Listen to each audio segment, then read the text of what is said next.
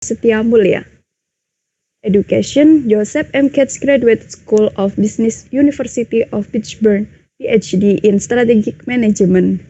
Joseph M. Katz Graduate School of Business, University of Pittsburgh, Master of Business Administration. Institute of Technology Bandung, Bachelor of Engineering in Chemical Engineering.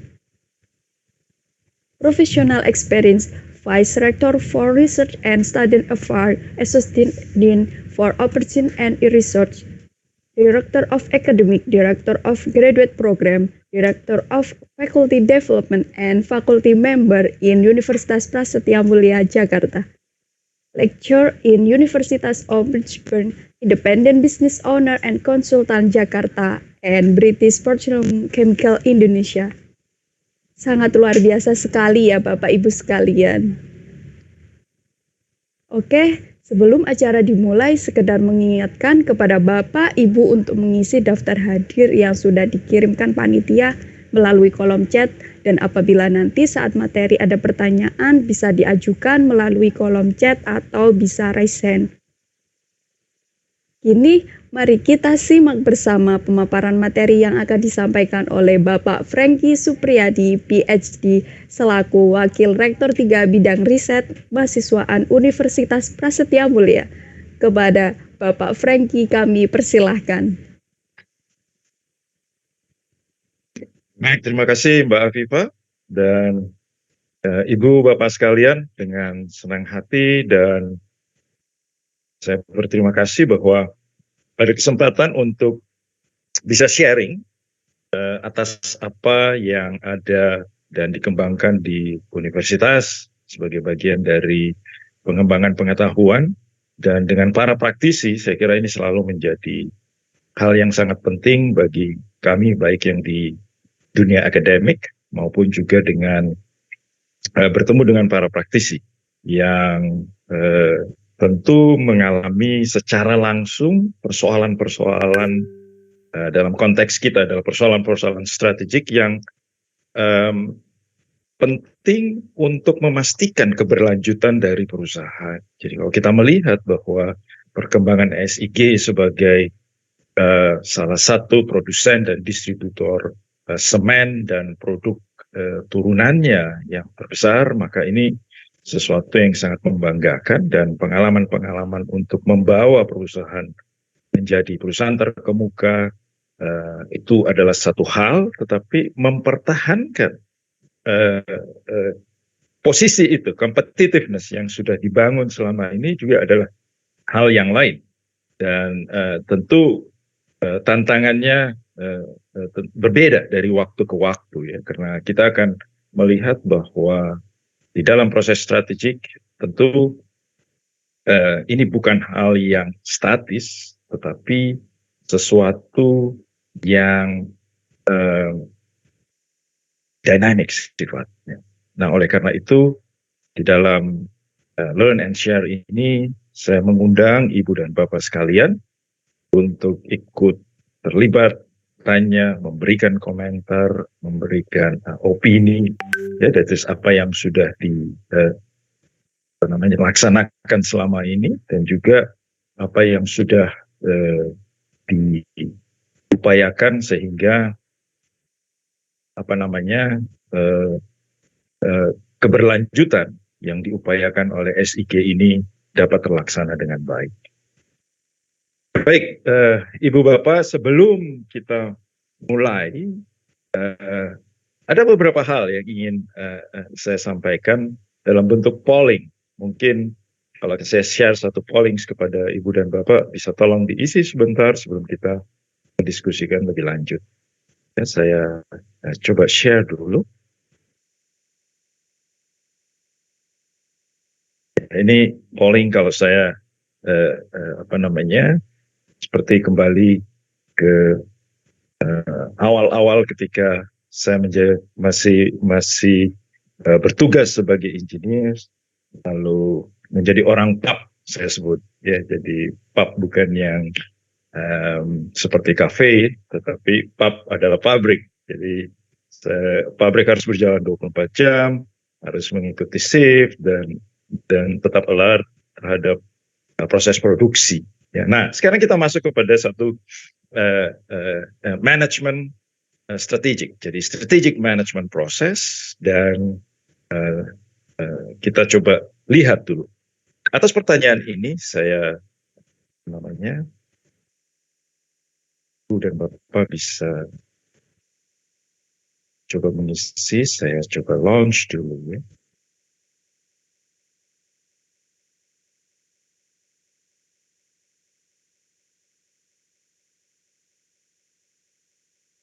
Apakah sudah bisa terlihat, Ibu, Bapak?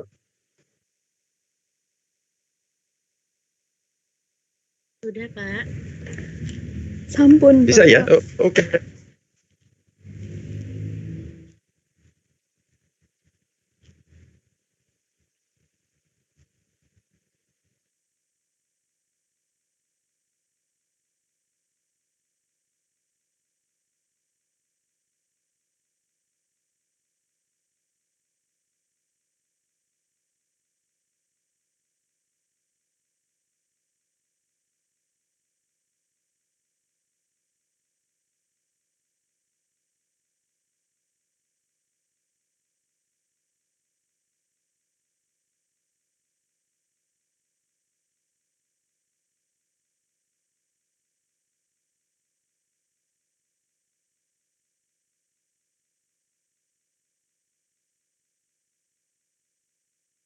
Sudah semua ya, kira-kira. Oke, jadi kita lihat. Ya, jadi hasilnya adalah saya sangat senang bahwa lebih atau hampir 50% mengatakan bahwa strategic management process itu harus kita lakukan terus-menerus. Sebagian lagi mengatakan bahwa oke lah, tidak terus-menerus, tetapi secara berkala 3 atau 4 bulan sekali. Dalam jumlah kecil setahun sekali. Saya kira apa yang dalam polling ini, ya Ibu dan Bapak, proses strategic management memang sesuatu yang harus kita lakukan secara terus-menerus. Kalau kita mau mengatakan berkala, oke. Ya, tetapi dia bukan sesuatu yang sifatnya statis, yang ketika awal tahun atau akhir tahun atau di tengah tahun kita melakukan satu proses perencanaan, maka dia akan selesai. Ini adalah sesuatu yang harus kita cermati terus-menerus. Nah, oleh karena itu mengapa strategic management proses ini perlu kita lakukan dengan kontinuitas yang kita upayakan. Ya, jadi ada proses di mana kita perlu selalu mengidentifikasi apa yang sedang terjadi di dalam external environment kita. Dan dari sana kita tahu bahwa perubahan-perubahan itu menuntut juga kita untuk menyesuaikan diri. Jadi kalau kita sudah merasa nyaman dengan satu perencanaan di awal tahun misalnya, dan merasa bahwa apapun yang sudah kita rencanakan di awal tahun dengan berbagai asumsi yang kita gunakan pada waktu itu akan tetap seperti itu, mungkin kita akan gagal dalam memenuhi rencana-rencana yang kita sudah buat. Ya, karena tentu selalu ada perubahan. 6 bulan kemudian mungkin saja ada perubahan dalam harga bahan bakar minyak misalnya. Maka itu tentu akan berpengaruh kepada proses produksi, biaya produksi. Atau ada kebijakan baru yang berubah. Atau ada pemain baru sebagai competitors yang masuk di dalam industri kita. Dan dengan demikian, tentu ini akan merubah struktur dalam industri, merubah intensitas persaingan. Dan dengan demikian kita perlu tentu saja merespons atas itu. Nah, terus-menerus dalam proses strategic management itu adalah ketika kita melakukan evaluasi terhadap external environment kita yang dalam kondisi sekarang ini sangat cepat berubah dan kadang-kadang juga berubah secara drastis. Saya akan share kepada Ibu dan Bapak, kita melihat dulu satu proses strategic management, dan ini sesuatu yang sudah kita kenal, sesuatu yang dari dulu dan sampai sekarang. Itulah tahapan yang kita lewati, tetapi ada pendekatan baru yang perlu kita cermati di dalam menghadapi lingkungan yang sangat dinamis ini. Dengan digital age misalnya, pada situasi di mana digitalisasi, teknologi digital menjadi sesuatu yang tidak terpisahkan lagi ya, di dalam kita melakukan aktivitas bisnis. Baik, oleh karena itu saya share dulu kepada sekalian.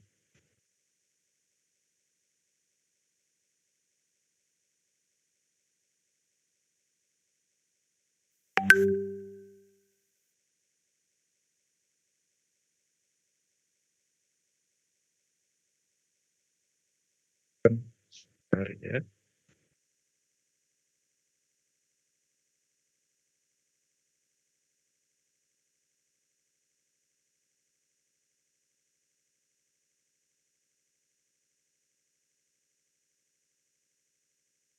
Baik, Ibu dan Bapak sudah kelihatan ya, Mbak Afifah sudah terlihat slides-nya. Ya Bapak, sudah. Ya, baik. Ya, jadi hal yang tidak terpisahkan di dalam konteks kita dalam proses strategic management adalah crafting dan implementing. Jadi dua hal yang tidak terpisahkan. Jadi crafting atau formulating strategy, dan yang menjadi jauh lebih penting sebenarnya adalah implementing, executing strategy secara efektif. Karena crafting atau formulating strategy yang sebaik apapun, tapi ketika implementasinya tidak efektif, tentu saja tidak akan menghasilkan secara optimal apa yang diharapkan. Apalagi kita berhadapan di dalam dynamic world seperti ini, yang sangat dinamis dan terus-menerus berubah. Baik, jadi kalau kita kembali kepada satu proses, mengapa kita perlu terus-menerus? Ini dulu beberapa topik. Kita bicara sedikit mengenai strategic management process, implementations, ada strategic performance. Paling tidak kita mencoba melihat salah satu model yang lebih seimbang, balance, scorecard, ataupun juga yang agile and adaptive, scorecard. Lalu ada poin mengenai hal yang penting sebagai praktisi, sebagai managers menghadapi situasi yang terus berubah ini adalah dynamic managerial capabilities yang perlu juga kita bangun. Lalu kita akan bahas sedikit mengenai strategi pada era digital dan transformasi digital yang sebagian tentu saja sudah dilaksanakan, dan sedikit bagaimana kita menghadapi kompleksitas tuntutan untuk terus berinovasi dengan menerapkan proses berpikir tidak melulu sebagai manager, tetapi sebagai designers. Maka bagaimana design thinking bisa digunakan untuk membantu kita mengidentifikasi strategi yang lebih tepat dalam proses formulasi ataupun mencari solusi. Jadi SIG terus-menerus memberikan solusi kepada customers-nya. Jadi saya kira ini menjadi hal yang penting bahwa sekarang ini kita tidak saja sekedar melakukan business to business, tapi adalah business for business. Kita ada untuk memberikan solusi. Ya, jadi secara bersama-sama kita tidak hanya sekedar mau menjual produk kita, tetapi tentu saja adalah memberikan solusi atas apa yang dihadapi oleh customers, dan dengan begitu solusi itu tentu saja mengkonsumsi, menggunakan produk yang kita lakukan. Itulah value creations yang kita upayakan tentu saja. Dan juga dari proses value creations, perusahaan akan capture value dalam bentuk revenue dan konsistensi loyalitas dari customer tersebut. Ya, kita mulai saja dulu dengan beberapa hal.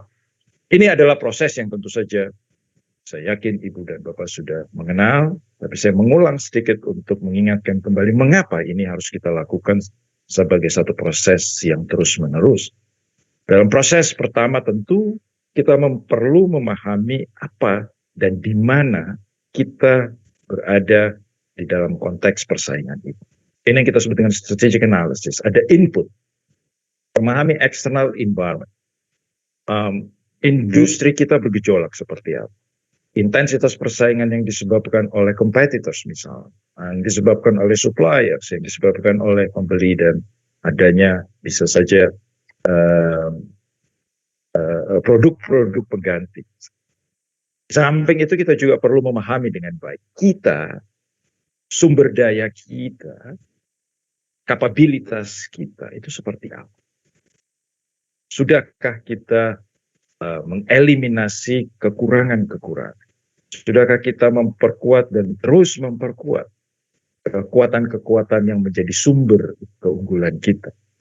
Nah, ini perlu kita lakukan dengan objektif dalam konteks memahami internal environment kita. Maka ini menjadi input. Pertama-tama harus kita melakukan itu dengan baik. Strategic analysis adalah langkah yang awal sebelum kita merencanakan satu tahapan-tahapan yang kita sebut sebagai strategic action, itu dalam bentuk formulasi, dalam bentuk crafting our strategy. Strategic formulations adalah dengan memahami apa yang terjadi di luar sana, apa yang kita miliki saat ini, dan bagaimana kita harus mengembangkan, maka apa alternatif, langkah-langkah alternatif apa yang paling memungkinkan. Lalu kita tentu tidak bisa melakukan itu semua, kita memilih mana yang paling sesuai. Jadi dalam strategic formulations, kita memilih, selain generating alternatives, memilih strategi yang layak kita jalankan. Nah, ketika kita sudah sepakat untuk itu, maka langkah berikutnya tentu adalah implementasi. Nah, ini taking action, memastikan bahwa apa yang ada di atas kertas itu bisa dijalankan. Kita membutuhkan anggota-anggota organisasi kita, anggota-anggota atau karyawan kita secara keseluruhan mempunyai kesepahaman yang baik mengenai apa yang harus dilakukan, mempunyai komitmen untuk melakukan itu, mempunyai tentu saja kapabilitas dan semangat dalam mengimplementasikan sehingga mencapai objektif yang kita harapkan. Nah, di dalamnya juga termasuk tentu saja bagaimana kepemimpinan mengarahkan, bagaimana budaya organisasi menjadi hal yang penting untuk mendorong setiap orang mempunyai nilai-nilai yang sama, dan seterusnya. Jadi ini adalah strategic management process yang perlu kita lewati dan kita terus menerus. Nah, ketika kita sudah menentukan formulasi itu, maka ketika kita melakukan formulasi tersebut, tentu saja itu dilakukan dengan berbagai asumsi. Beberapa diasumsi atas misalnya prediksi bahwa pertumbuhan ekonomi kita misalnya 5 atau 6% pada tahun mendatang. Maka kita mengikuti itu untuk menentukan langkah-langkah yang paling mungkin, yang paling sesuai. Nah, tetapi tentu saja kita tetap harus awas dengan situasi yang berubah. Nah, maka proses itu harus kita lakukan, terus-menerus melakukan skimming terhadap external environment yang perlu berubah, mengidentifikasi juga mungkin secara internal ada hal-hal yang berubah, dan itu yang harus kita sesuaikan terus-menerus. Nah, dengan begitu kita melihat strategi dalam dua hal atau dua level yang berbeda. Ya. Satu, strategi dan competitors. Dalam konteks ini kita menyebut inilah strategi pada level bisnis. Bagaimana kita berkompetisi dan memenangkan persaingan dibandingkan rival kita, dibandingkan competitors kita. Dan pertanyaan kita untuk itu adalah selalu berhubungan dengan sumber keunggulan bersaing. Apa yang bisa kita lakukan lebih baik dibandingkan competitors kita? Atau apa yang bisa kita lakukan yang tidak dilakukan oleh para competitors tersebut? Kalaupun kita melakukan itu bisa jauh lebih baik. Kalaupun kita melakukan sesuatu yang tidak dapat dilakukan, kita perlu memastikan juga bahwa hal tersebut bermakna bagi customers. Maka di dalam konteks itu kita memilih langkah-langkah yang lebih baik dalam melayani customers. Lalu dia berbeda dari competitors kita karena kita melakukannya dengan lebih baik. Atau karena kita memberikan layanan yang lebih yang tidak diberikan oleh competitors itu. Dan tentu di dalam konteks strategi pada level bisnis, kita terus-menerus perlu mengupayakan bahwa apa yang kita lakukan ini akan mempertajam, akan memperkuat sumber-sumber keunggulan itu tadi. Ya, jadi kita tahu bahwa sumber keunggulan bersaing itu tidaklah abadi. Competitors akan berupaya untuk meniru. Ketika itu bisa dilakukan, maka tidak ada lagi pembeda antara apa yang kita lakukan dengan yang dilakukan oleh competitors. Dan itu tidak bisa lagi kita sebut sebagai keunggulan bersaing. Karena bagi customers, membeli dari SIG dan membeli dari produsen semen yang lain sama saja. Nah, maka yang dulunya menjadi competitive advantage, menjadi competitive edge perusahaan, sekarang menjadi parity. Setiap pemain memiliki. Nah, kita perlu mengawasi itu dan sadar bahwa membangun keunggulan bersaing itu adalah satu proses yang berevolusi. Karena kita harus terus-menerus mengupayakan pembangunan itu dan bisa jadi tentu saja membangun satu keunggulan bersaing yang berbeda dari sebelum, sebagai bagian dari proses kita untuk tetap bertumbuh dan berkelanjutan.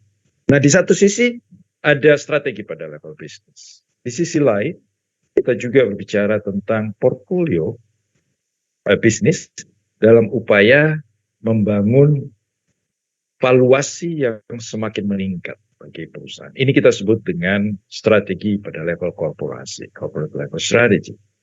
Nah, kita tidak lagi berbicara soal persaingan. Di dalam corporate level strategy, kita berbicara tentang bagaimana perusahaan itu harus bertumbuh, meningkatkan nilainya.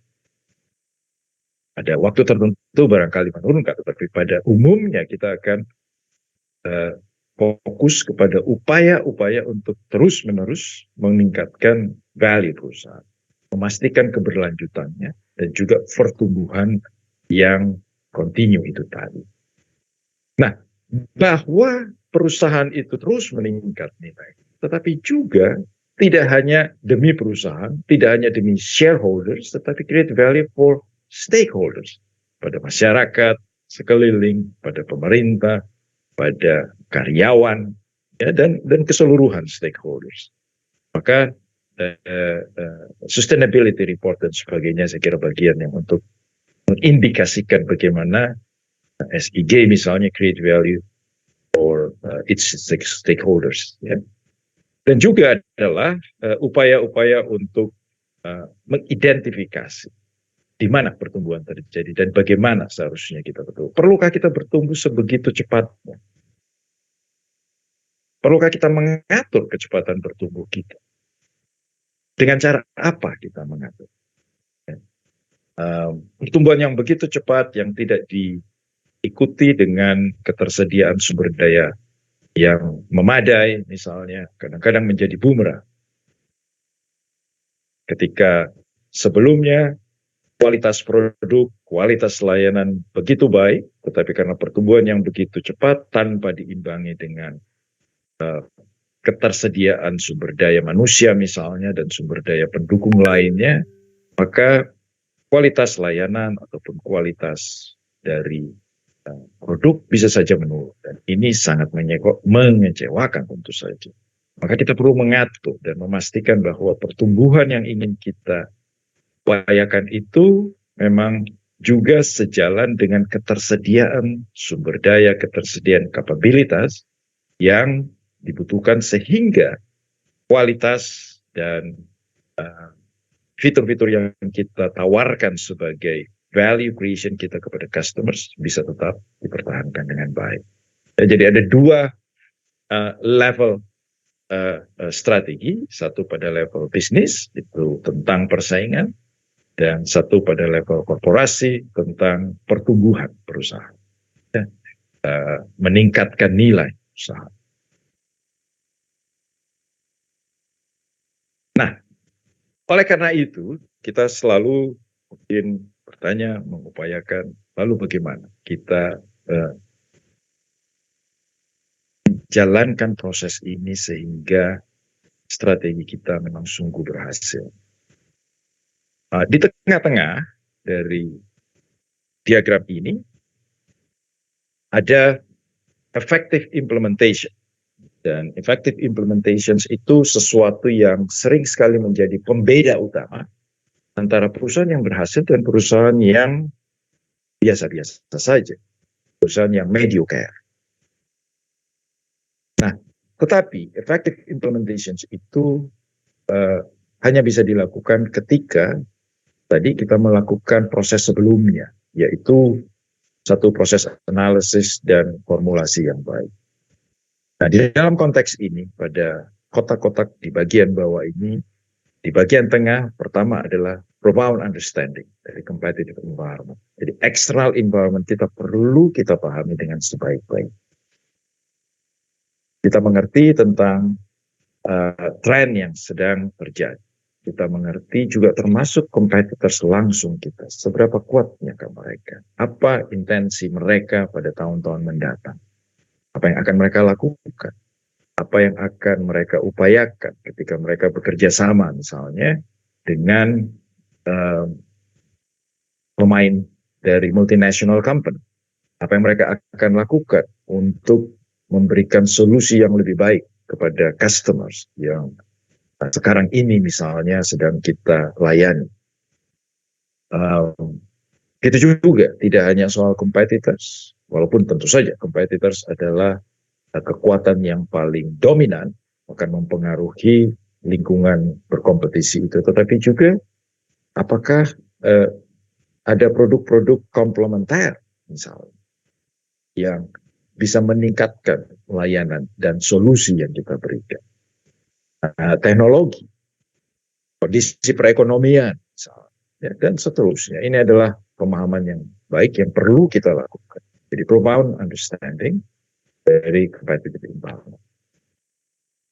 Yang berikutnya pada sisi kanan, tadi kita perlu objektif dalam mengevaluasi kita memiliki apa. Kalau kita memiliki kekurangan, mari kita akui dengan baik. Sehingga kita kemudian di dalam langkah-langkah strategi kita, salah satunya adalah juga mengeliminasi kekurangan. Membangun kemampuan kita untuk memastikan bahwa weaknesses yang kita miliki itu tidak menjadi sesuatu yang menetap. Ya, dia harus diperbaiki. Jadi, dengan mengakui itu tentu saja kita akan melakukan perbaikan. Oleh karenanya kita perlu secara objektif melakukan appraisal itu. Dan dengan demikian kita kemudian memastikan bahwa apa yang ingin kita capai dalam jangka pendek, jangka menengah, dan jangka panjang yang diterjemahkan nantinya pada effective implementations. Sering sekali formulasi strategi dapat dengan mudah dan bukan sesuatu yang rahasia. Kita bisa membeli atas apa yang diusulkan oleh consulting firm misalnya mengenai bagaimana strategi kita dalam bersaing, bagaimana strategi kita dalam bertumbuh. Tetapi akhirnya yang akan membedakan adalah implementasi.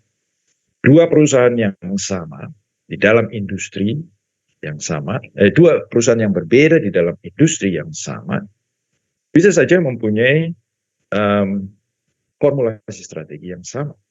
Tapi yang satu mungkin akan jauh lebih baik di dalam kinerjanya karena mempunyai implementasi yang sangat efektif dibandingkan perusahaan yang lain.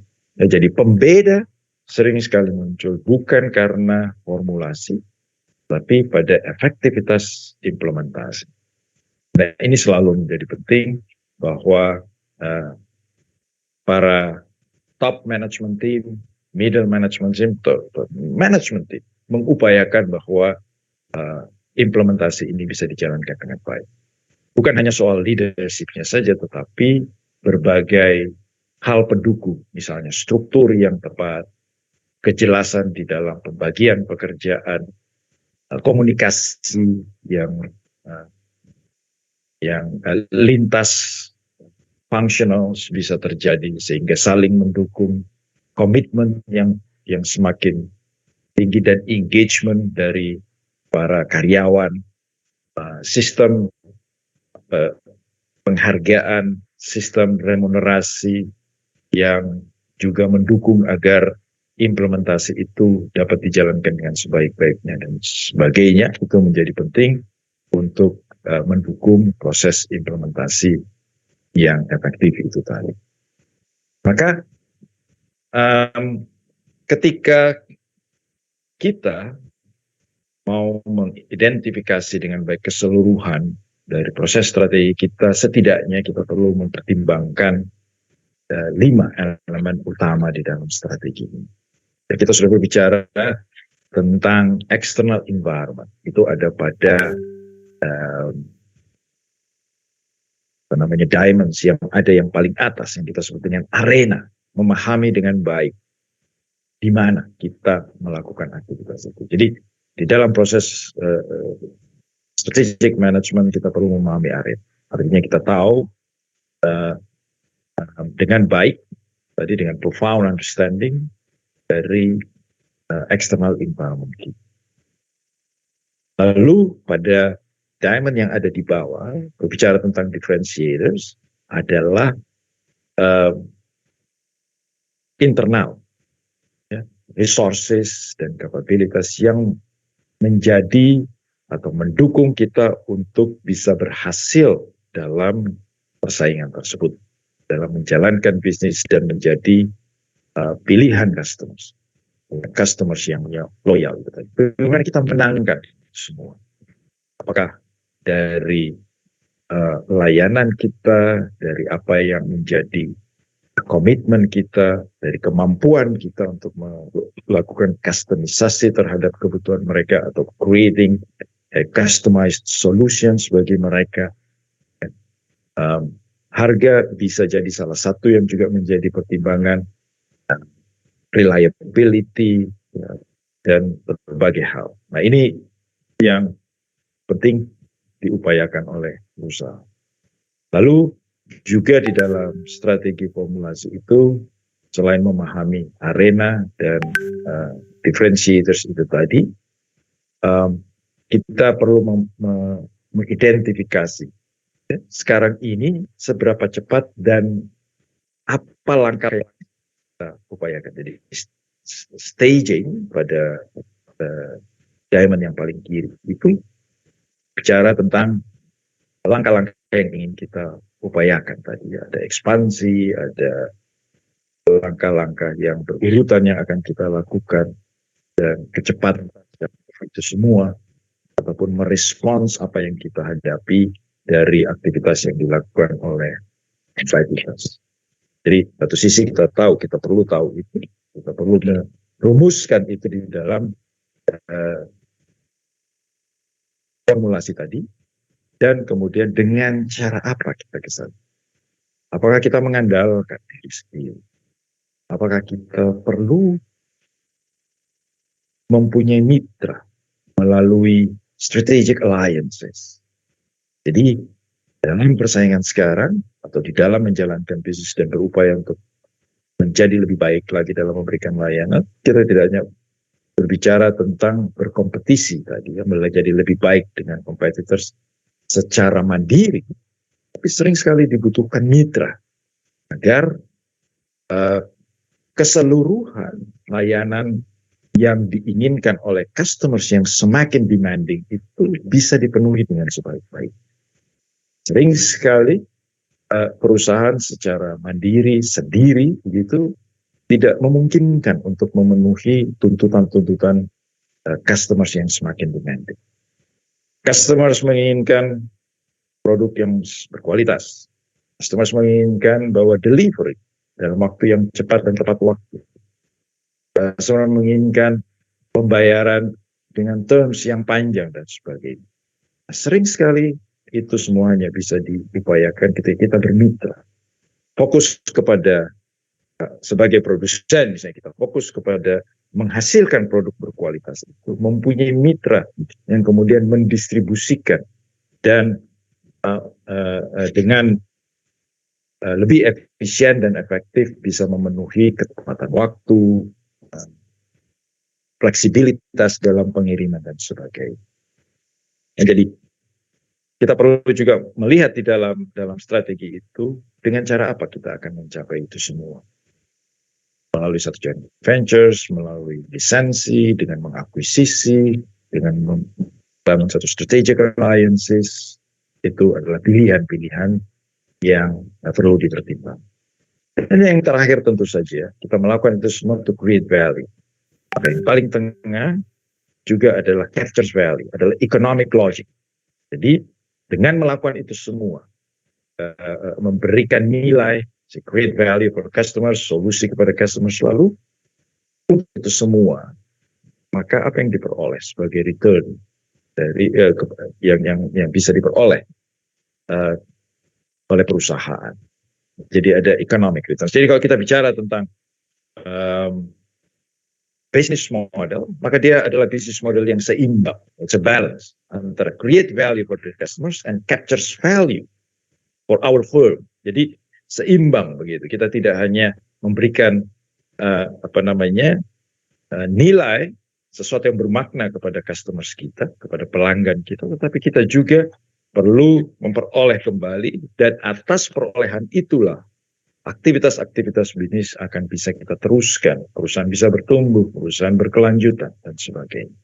Ya baik, ini hal yang menjadi penting agar di dalam konteks itu formulasi kita menjadi lengkap. Nah, bagaimana kita mengevaluasi selama ini bahwa strategi kita adalah a winning strategy, strategi yang sudah relatif membawa kita untuk memenuhi visi yang ingin kita capai itu tadi. Nah, ada 3 yang kita sebut sebagai testing ya, untuk mengevaluasi apakah kita sudah membangun atau memformulasikan satu visi. Pertama adalah fit test. Artinya adalah apakah strategi kita itu menjawab tantangan-tantangannya dengan langkah-langkah yang kita upayakan memanfaatkan sumber daya dan kapabilitas. Jadi kita tidak mempunyai satu perencanaan yang sekedar karena memang kita mau, tetapi dia didesain sedemikian sehingga menjawab, memberikan respons yang tepat terhadap apa yang sedang terjadi di luar sana. Dia harus fit antara tuntutan-tuntutan customers, dia harus fit dengan intensitas persaingan yang ada, atas tren yang sedang terjadi, teknologi yang terus berubah, yang harus menjadi bagian enablers yang harus kita adopsi dan sebagainya. Itu adalah testing untuk melihat fit atau tidak dengan kondisi eksternal dan internal. Yang kedua adalah kalau itu fit, apakah pada akhirnya at the bottom line itu memberikan atau menunjukkan bahwa perusahaan memang terus bertumbuh tadi, mempunyai kinerja yang baik dengan profitability yang terus meningkat dalam sisi keuangan atau dalam sisi strategik berhubungan dengan bahwa posisi competitiveness kita menjadi semakin kuat. Customers, jumlah customers yang loyal terus meningkat. Satisfaction dari customers juga terus membaik. Itu adalah performance test. Pangsa pasar kita terus meningkat dan sebagainya.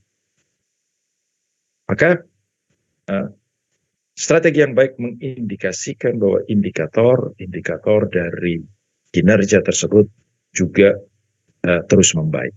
Berarti bahwa kita telah mengimplementasikan strategi itu dengan baik. Nah, ketiga yang tidak bisa kita juga lupakan adalah kita tidak hanya melakukan itu untuk saat ini saja. Kita mempersiapkan diri agar berkelanjutan. Itu menjadi tema dari SIG pada tahun 2021 dan saya kira terus berkelanjutan, bertumbuh berkelanjutan. Maka mencek kembali apakah strategi kita juga mempunyai langkah-langkah untuk mempertajam sumber-sumber keunggulan kita. Kita mempersiapkan bahwa ketika sumber keunggulan bersaing yang sudah obsolete, yang mungkin kemudian sudah tidak lagi relevan, itu kita mempunyai sesuatu yang baru, yang kita bangun, yang datang dari kapabilitas karyawan dan juga menjadi bagian di dalam kapabilitas organisasi kita, perusahaan kita. Proses learning dalam konteks learning organization itu terjadi sehingga kita tidak tertinggal dalam menghadapi berbagai tantangan. Ya, jadi ini adalah testing kita mengenai apakah kita sudah membangun dan menjalankan tadi, mengimplementasikan satu strategi yang akan membawa kita semakin dekat pada pemenuhan visi perusahaan. Nah, oleh karena itu di dalam konteks kita, kita melihat bahwa dynamic world, lingkungan yang terus berubah, maka upaya-upaya yang terus-menerus dari perusahaan harus dilakukan. Maka strategi itu bukan sesuatu yang statis. Dia bahkan berevolusi sejalan dengan berjalannya waktu. Ada perubahan di sana sih. Ada hal barangkali yang sudah kita rencanakan karena terjadi perubahan menjadi tidak relevan. Itu akan kita tinggalkan. Dan kemudian kita mengadopsi pendekatan yang baru, langkah-langkah yang baru. Maka disebutkan di sini bahwa crafting strategy, formulating strategy adalah work in progress. Bukan one time event. Jadi kalau kita sudah merencanakan itu di awal tahun sudah selesai. Tidak begitu. Dia harus dilihat sebagai work in progress. Terus-menerus kita melakukan skimming atau mengamati perubahan-perubahan yang ada secara eksternal agar perusahaan bisa makin efektif untuk melakukan respons adaptif terhadap memang kebutuhan adaptasi itu yang sejalan. Berikutnya bahwa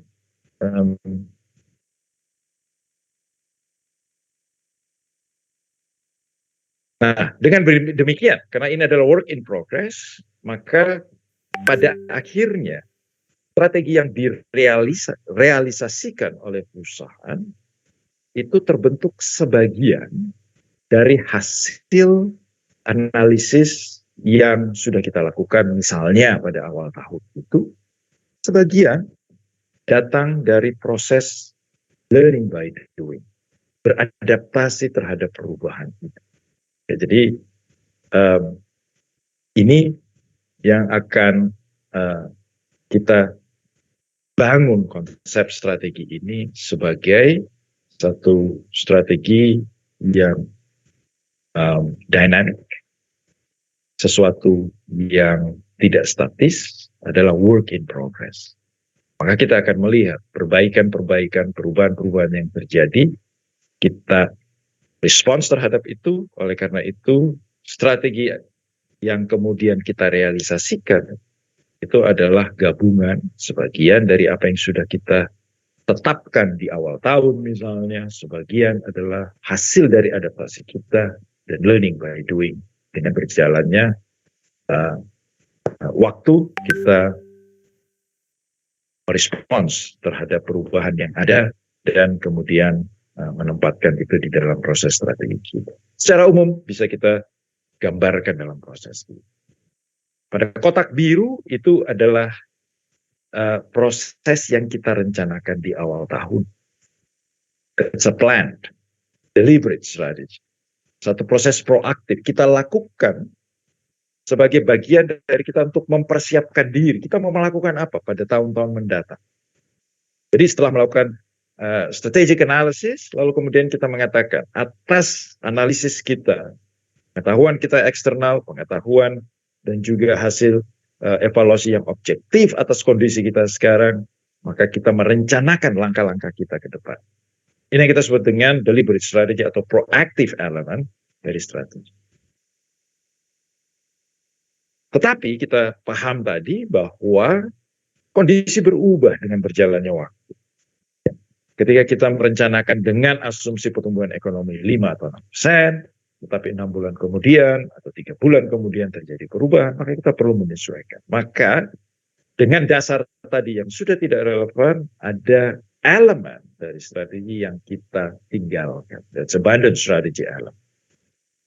Menggantikan dengan kotak yang berwarna coklat.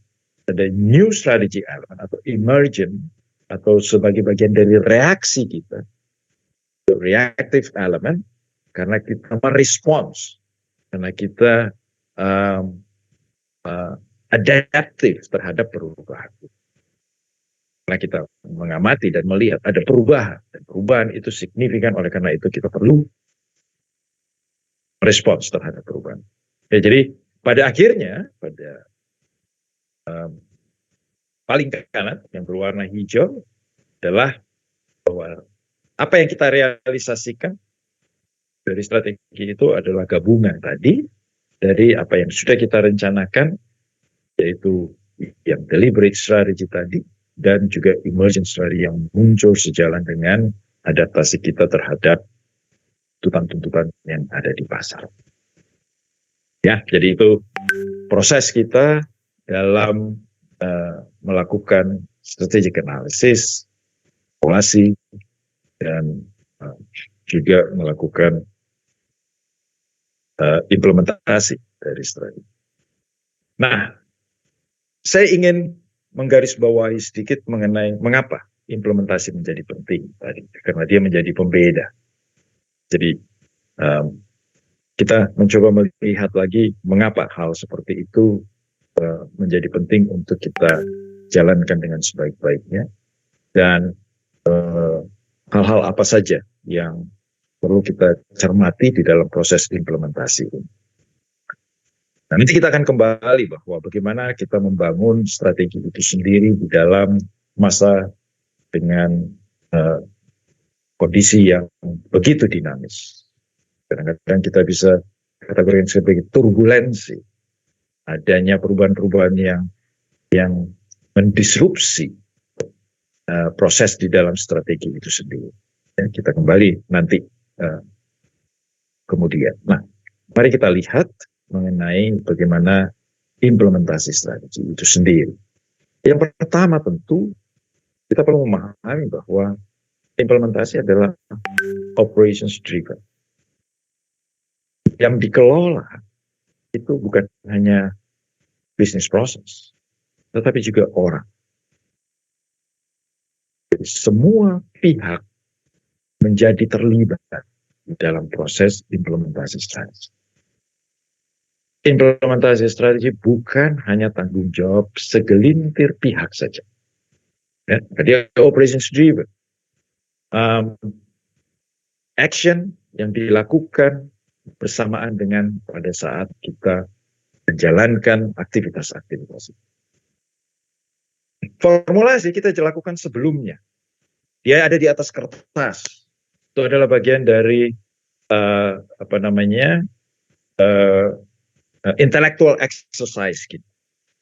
Tapi implementasi ada di lapangan, operations driven. Nah, melibatkan baik bisnis proses kita yang harus kita upayakan dengan baik, dan juga orang-orang yang terlibat di dalam. Jadi, itulah mengapa ini menjadi pekerjaan bagi seluruh manajemen, bukan hanya bagi senior manager, bukan hanya bagi top management team saja, bukan hanya bagi board of directors. Ini adalah tanggung jawab yang harus dijalankan dalam upaya untuk melakukan implementasi strategi yang efektif tadi. Tentu implementasi ini bisa saja membutuhkan waktu yang panjang agar proficiency, kemampuan untuk menggerakkan orang dan sebagainya dapat dilakukan dengan baik, dan juga ketika kita melakukan perbaikan-perbaikan dalam bisnis proses. Ya, ada banyak cara yang bisa dilakukan untuk perbaikan bisnis proses di dalam operations management untuk memastikan bahwa proses bisnis kita itu tidak boros, bahwa bisnis proses kita itu menghasilkan produk dengan kualitas yang konsisten. Proses bisnis proses kita itu juga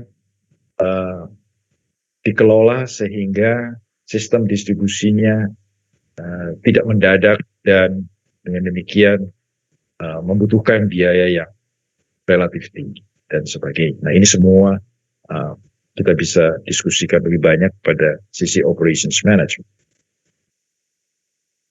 Nah, implementasi bukan hanya sekedar instruksi.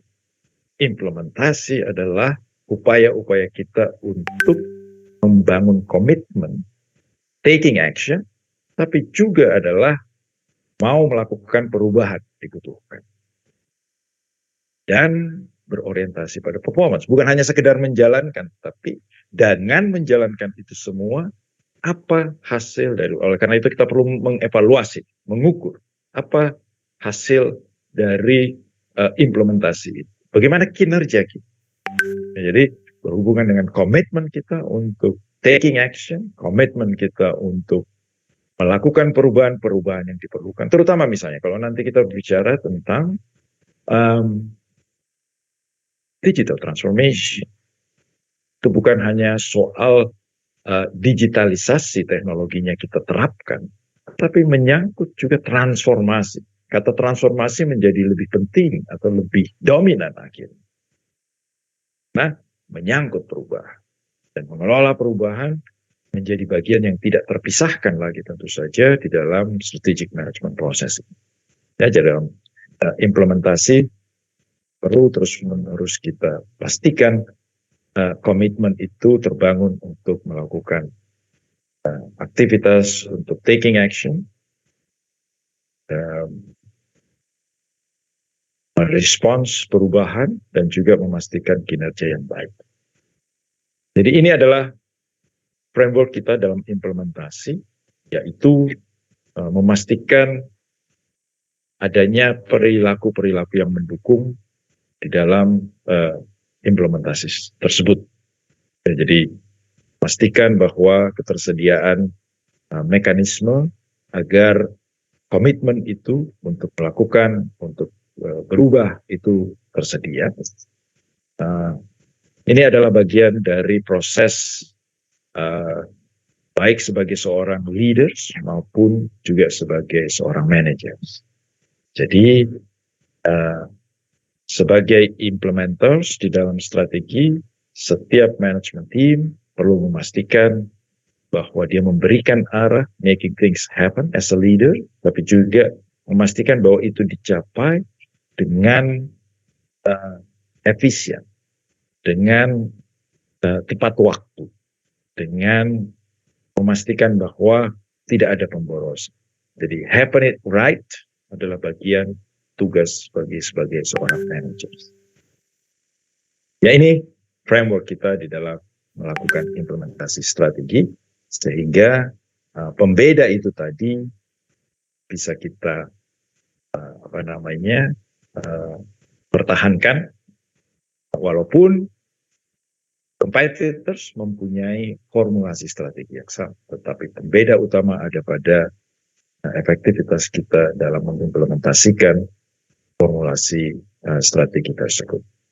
Nah, untuk itu tidak bisa kita hanya menjadi managers, kapabilitas kita yang statis itu tadi. Kita berhadapan pada dynamic world, maka kita juga perlu membangun yang kita sebut dengan dynamic managerial capabilities. Apa yang dimaksud dengan itu? Maka dynamic capability, kemampuan dari perusahaan yang tentu saja ada kontribusi dari para managers, kontribusi dari para karyawan secara keseluruhan, secara sistematik bisa menyelesaikan problem. Jadi orientasi kita bukan untuk menjual lebih banyak kepada customers, tetapi solving their problems. Dan pada saat yang bersamaan juga mempunyai kemampuan untuk mengidentifikasi berbagai peluang ataupun juga ancaman. Dan karena agile dan adaptive, maka keputusan-keputusan untuk merespons juga dilakukan secara tepat waktu. Jadi dia tidak tertinggal ketika dia dibutuhkan untuk melakukan respons atas keputusan-keputusan yang berorientasi terhadap pasar itu dilakukan, dan pada waktunya juga melakukan perubahan yang diperlukan terhadap resources dan kapabilitas perusahaan. Jadi di dalam konteks dynamic capabilities ini kita melihat bahwa lingkungan yang dynamic juga harus direspons dengan kemampuan beradaptasi dan agility dari perusahaan. Kemampuan itu muncul dalam kemampuan untuk solving problems secara sistematik. Ada banyak cara untuk melakukan itu. Salah satu yang nanti juga mungkin kita bisa diskusikan dalam waktu singkat adalah tentang bagaimana menerapkan berpikir sebagai seorang designer, design thinking in solving problems. Lalu itu juga kemudian ketika kita melakukan proses-proses perubahan, apa yang menjadi penting di dalam proses perubahan itu sehingga semua pihak mendukung dan proses perubahan tidak mengalami resistensi yang bisa saja itu akan menyebabkan kesulitan-kesulitan dalam perusahaan untuk merespons perubahan itu. Ya, jadi dynamic managerial capabilities. Nah, ini adalah secara spesifik bagi managers,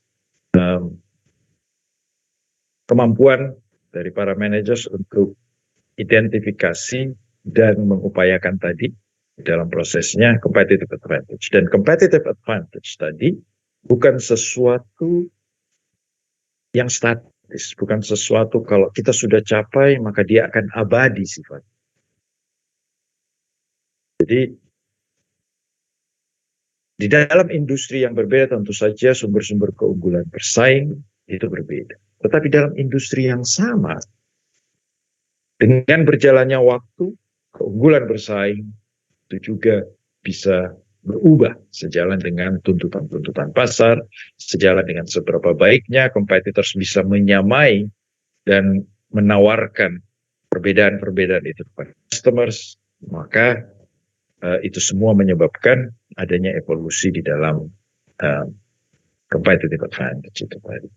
Maka dynamic di dalam konteks ini mengindikasikan pentingnya kemampuan kita untuk berubah,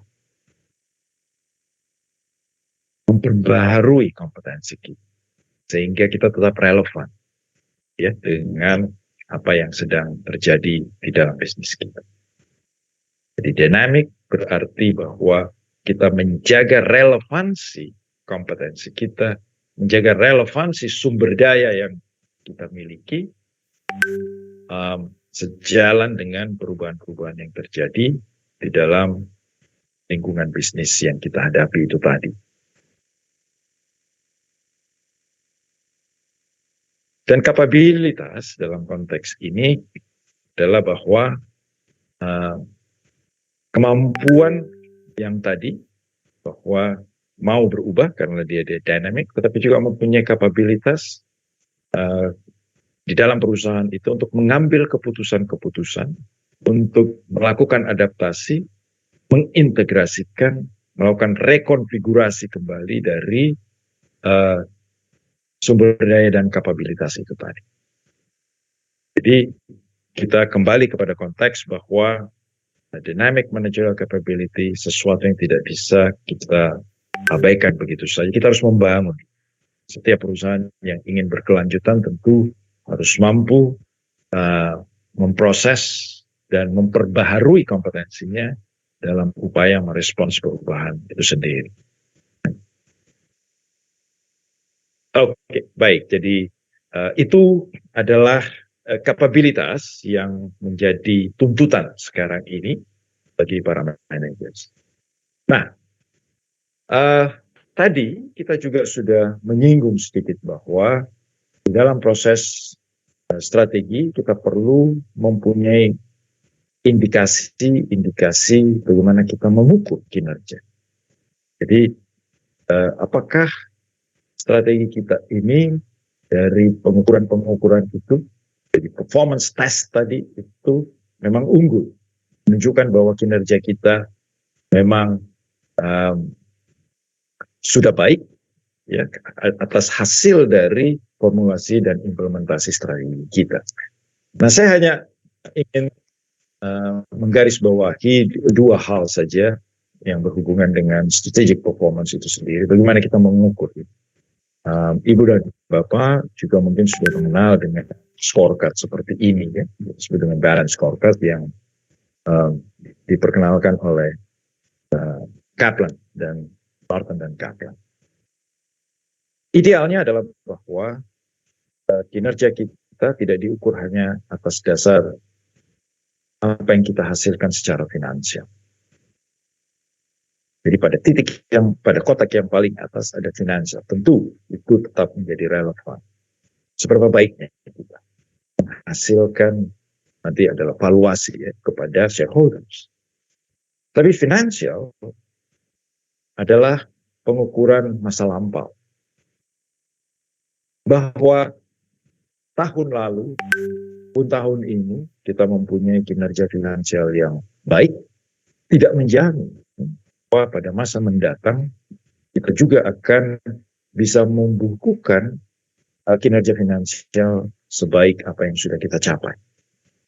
Dia tidak memberikan clue apapun mengenai kinerja kita pada masa mendatang. Nah, maka itu menjadi tidak seimbang. Kita perlu juga mengukur bukan hanya apa yang sudah kita capai, tapi potensi kita ke depan. Maka ada pengukuran lain pada kotak yang paling di bawah itu adalah learning and growth. Nah, bagaimana kita mempertahankan, bagaimana kita melakukan perubahan, bagaimana kita melakukan perbaikan. Nah, ini semua adalah potensi yang bisa kita manfaatkan sebagai sumber keunggulan bersaing di masa depan. Nah, kita juga perlu mengukur seberapa baiknyakah kita dalam learning and growth itu tadi. Ini untuk mempersiapkan kita atas competitiveness di masa mendatang. Tapi kita juga perlu melihat competitive position kita di pasar.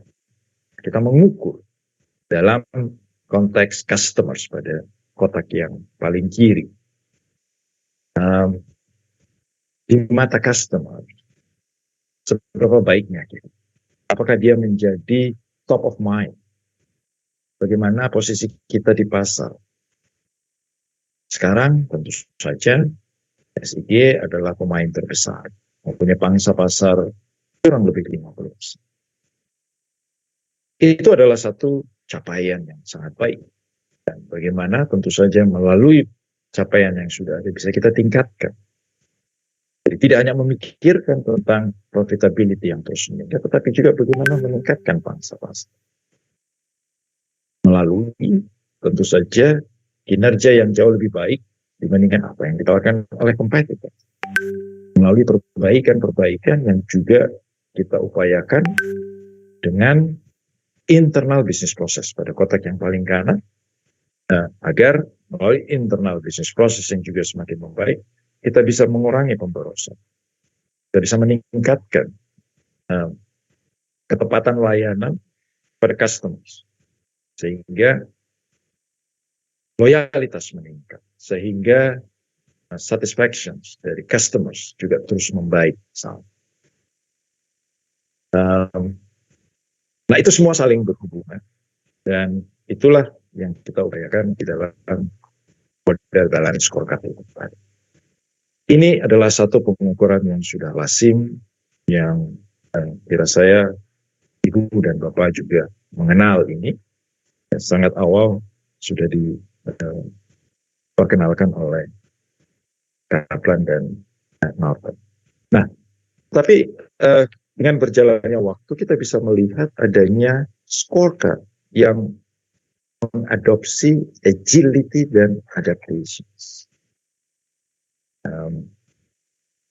Di dalam proses seperti ini ada 5 tahapan, dan dalam tahapan itu juga kita perlu mengevaluasi dan mengukur secara lebih dynamic tadi, sehingga kita bisa mengidentifikasi agility dan adaptasi sebagai satu pengukuran kita sebagai strategic performance atau strategic measurement yang membantu kita untuk melakukan penyesuaian ke depan yang harus kita lakukan. Kita mulai dengan stage pertama tentang formulasi kita, terutama di dalam era digital seperti ini. Kita bisa mengklarifikasi, melakukan testing terhadap bisnis model. Lalu kita juga kemudian mengidentifikasi aktivitas-aktivitas inovasi yang ada. Kita perlu mengukur, bagaimana kita mengukur inovasi. Apakah dalam bentuk munculnya produk-produk baru saja, atau inovasi bisa muncul dalam berbagai bentuk. Business innovation bukan hanya soal product innovation, bukan hanya soal services, bukan hanya soal process innovation. Ada juga business model innovation. Ada juga value innovation. Lalu pada tahap kedua kita melihat bagaimana agility dan adaptations itu kita bangun dalam konteks itu. Jadi KPI-nya bisa dilengkapi, key performance indicators, lalu berbagai hal yang berhubungan dengan risiko yang relevan di dalam konteks upaya kita menjalankan strategi pada era digital itu. Selanjutnya bagaimana alignment kita? Kita perlu mengukur. Jadi ini enterprise alignment. Alignment dengan berbagai fungsi-fungsi di dalam organisasi. Jadi cross enterprise collaborations, bagaimana kita berkolaborasi dan kemudian memperoleh sinergi karena kerjasama, strategic alliances tadi, dalam konteks kita membangun aliansi ataupun juga di dalam ekosistem, perlu kita evaluasi alignment dari perusahaan dengan secara internal maupun dengan pihak eksternal. Lalu kemudian tentu saja atas itu semua kita bisa mengevaluasi hasilnya. Jadi di dalam stage keempat, financial planning, operational drivers itu tadi di dalam konteks yang berhubungan dengan business process, internal business process, bagaimana improvement yang terjadi di dalam alignment, maupun juga proyek-proyek yang dilakukan bersama-sama dengan para mitra itu tadi. Nah ini kemudian berputar tentu saja. Terus untuk perbaikan-perbaikan yang kita perlukan dan menyesuaikan dengan apa yang menjadi tantangan. Maka di dalam konteks berpikir seperti ini, kita mempunyai scorecard yang semakin tidak hanya balance, tetapi juga internalisasi agility dan adaptive. Ya. Sekarang tidak hanya cukup adaptive, ya, bahwa kita mau menyesuaikan diri, kita beradaptasi dengan perubahan, tetapi juga perlu agile dengan waktu yang cepat. Kita perlu melakukan itu. Kita berlomba dengan berbagai pihak untuk menyesuaikan.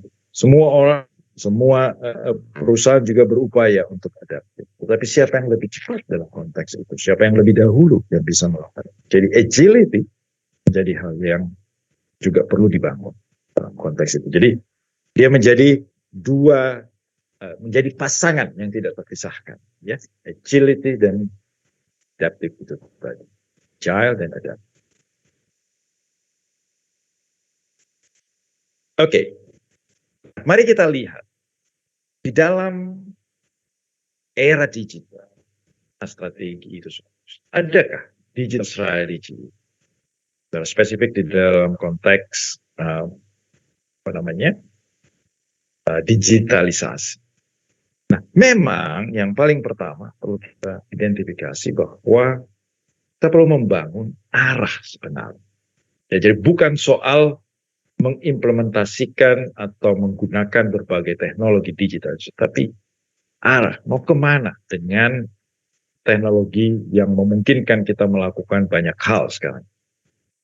Nah, dengan arah yang jelas, maka para pengambil keputusan itu bisa dengan jelas, dengan tegas mengidentifikasi apa langkah-langkah yang harus kita lakukan. Kemudian tentu saja kita bisa mengukur seberapa baiknya langkah itu dan melakukan corrective action. Ada satu proses manajemen yang kita kenal semua. Proses itu. Jadi arah yang jelas, apa yang ingin kita capai dengan pemanfaatan digitalisasi itu yang dengan demikian menjadikan kerangka bagi para eksekutif dalam menentukan berbagai inisiatif yang akan dilakukan. Maka kita perlu menentukan kan, untuk apa digitalisasi. Apakah kita mau meningkatkan customer engagement atau kita mau mendigitisasi solusi yang kita terapkan. Perusahaan perlu fokus kepada salah satu. Customer's journey atau pada creating solutions for the customers. Ini dua hal yang bisa dilakukan, tetapi itu dengan adanya keterbatasan-keterbatasan, perusahaan perlu fokus kepada salah satu. Nah, kalau pilihannya adalah customer engagement strategy, maka diupayakan untuk mencapai superior personalized, jadi adanya personalisasi experience yang akan mendorong loyalty dari customers. Ataukah kita memberikan solusi? Jadi atas produk yang kita tawarkan, atas services yang kita tawarkan, kita memberikan nilai baru kepada customers. Karena kita memberikan satu solusi atas penggunaan produk ataupun layanan kita. Ya, jadi itu pilihan. Nah, oleh karena itu, di dalam era digital, internal business process, terutama dalam hal operasional, ini bukan lagi menjadi competitive advantage. Operational excellence itu bukan lagi menjadi sumber keunggulan bersaing, tapi dia adalah requirement dasar yang harus dimiliki. Jadi perusahaan-perusahaan yang mau melakukan proses bisnis secara digital harus memastikan bahwa dia bisa melakukan operasionalisasi dengan sangat baik. Ini syarat minimum. Jadi operations excellence bukan lagi menjadi sumber keunggulan bersaing. Di dalam masa-masa sebelum era digitalisasi, maka operations excellence bisa menjadi sumber keunggulan bersaing. Nah, dengan berjalannya waktu, sumber keunggulan bersaing itu bergeser. Yang dulu menjadi sumber keunggulan bersaing, sekarang tidak lagi. Ini adalah syarat minim, perlukan agar bisa menjalankan itu dengan baik. Nah, jadi digitalisasi seperti itu. Nah, saya mau stop dulu di sini.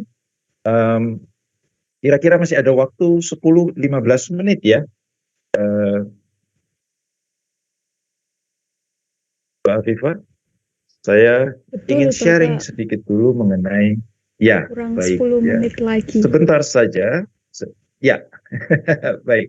Ibu Bapak ingin polling sebentar mengenai bagaimana melihat digitalisasi. Apa yang menjadi persoalan utama ketika kita melakukan proses digitalisasi dan ketika kita melakukan transformasi. Itu tadi ya, kita akan masuk membahas sedikit mengenai transformasi. Saya launch saja.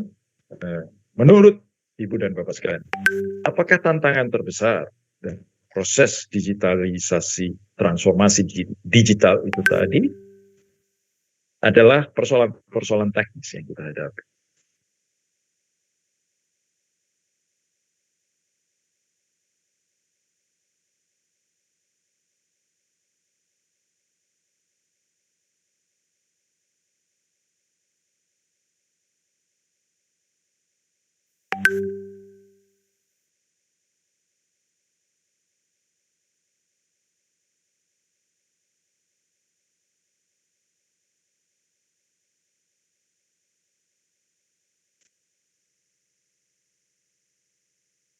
Oke, baik.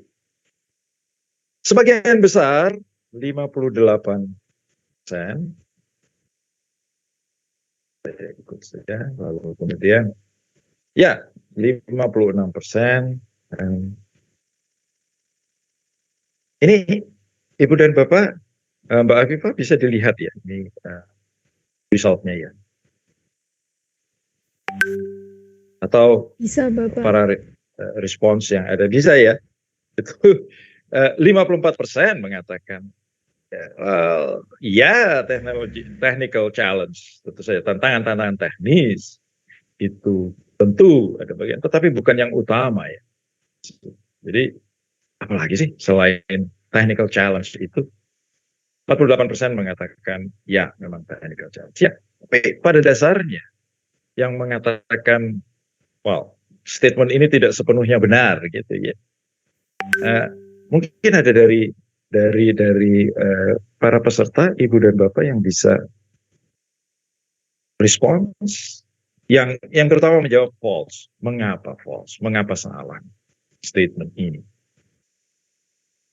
Ya, silahkan Mbak Afifah mungkin bisa dibantu yang Baik, angkat Bapak tangan. Franky.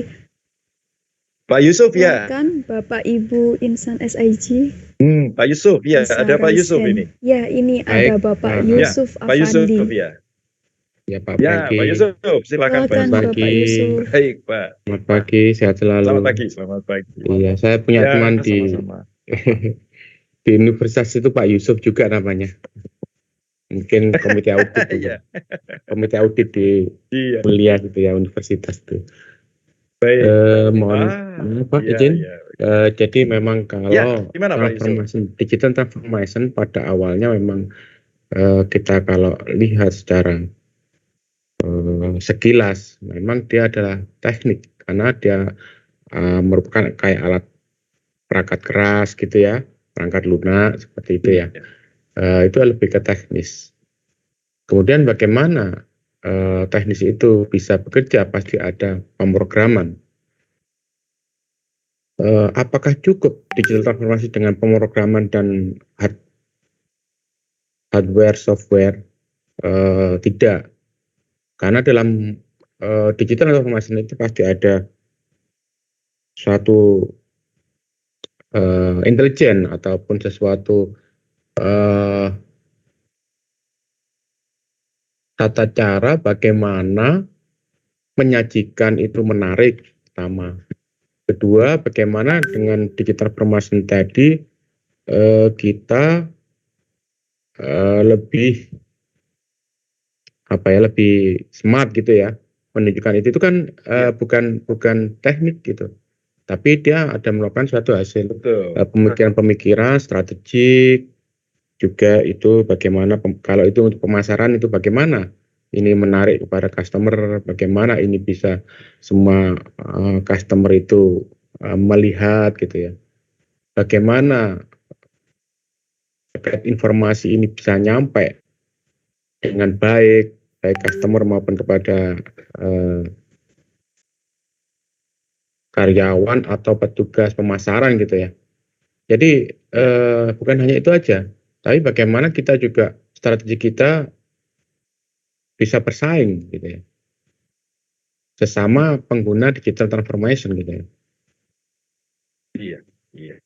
Kalau menurut saya seperti itu Pak, memang benar secara baik, harfiahnya memang digital gitu, technical challenge gitu. Terima kasih Pak. Iya. Baik, terima kasih Pak Yusuf. Ya, sering sekali kita melihat bahwa upaya-upaya digitalisasi itu murni persoalan teknis. Sebenarnya bahwa yang sering sekali menjadi persoalan utama adalah bagaimana itu diadopsi oleh para karyawan kita, diadopsi oleh customers kita, bagaimana merubah perilaku. Tentu berbeda sama sekali. Non-digitalisasi dengan adanya teknologi digital yang memampukan kita sebenarnya melakukan banyak hal, tapi menuntut juga perilaku yang berbeda. Ya, jadi pada dasarnya bukan karena ketidaktersediaan teknologinya, ataupun kalaupun teknologinya akan terus berkembang, perusahaan dengan mudah sebenarnya membeli hardware yang dibutuhkan untuk digitalisasi itu. Tapi sering yang menjadi persoalan adalah bagaimana membawa digitalisasi itu menjadi sebagai bagian yang tidak terpisahkan di dalam kehidupan sehari-hari di perusahaan. Nah, ini menuntut perubahan-perubahan. Ini menuntut hal-hal non-teknis lainnya. Ya, begitu ininya. Jadi, saya kembali dulu kepada sharing kembali slides dan beberapa slides terakhir supaya kita bisa menyelesaikan pertemuan ini.